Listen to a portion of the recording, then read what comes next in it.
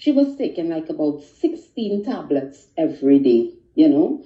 And then I introduced her to the fountain of life because, of course, yes, we know lupus is a lot of inflammation.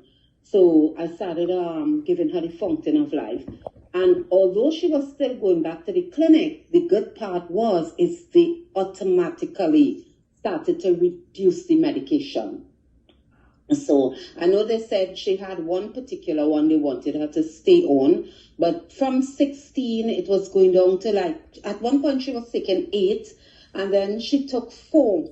And even she had those, if you know you have lupus, sometimes you can't go out in the sun, and then she get these lesions all over her skin, her hands, you know. I mean, raw cuts, you know, you see in the flesh and all of that. And then she started we put this fountain of life in a bottle with some mineral water because she says it burns a lot when she put it on raw like that. And she would spray it on her skin, and then the skin started, of course, you know, it started drying up, and, you know, it started to get those little black stuff on top of it, and it got these scabs, and then it started to dry up.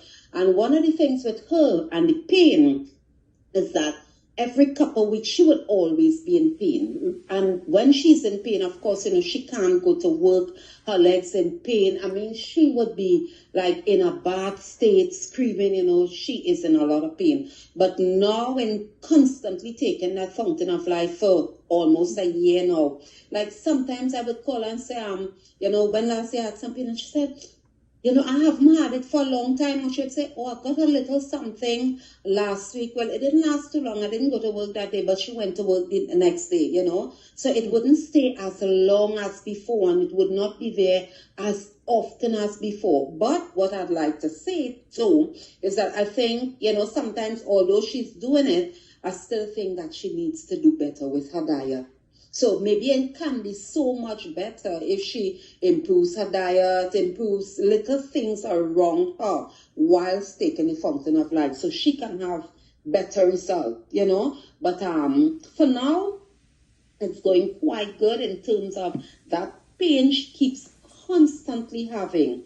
It's not as often as before. So if she can go like a couple of weeks or a couple of months without pain, I think that's really, really good news. But like I said, if she adds a lot of different things to it, you know, I think it could even be much better. So that's my testimony for today on lupus. Oh, thank you, Erlene. Thank you for sharing. Can I ask you how much the lupus patient use? 1 tube a day or 3 tubes a day or what?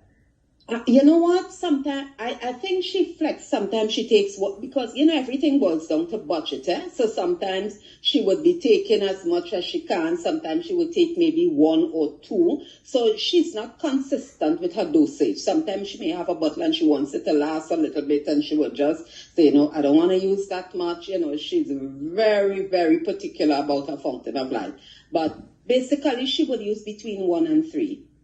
1 and 3. So okay. that's the other issue, you know. She may not always be constant. If she's getting the pain, then she would use a lot, you know. She'd say, okay, I'm going to increase the dose. But that's basically between 1 and 3. And then she drop how much? So you said she only uses the 1 pill of the medicine right now? Well, no, she's down to 4 from 16.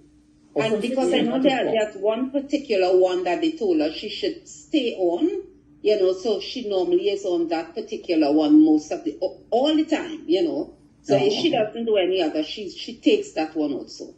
All right. Thank you so much.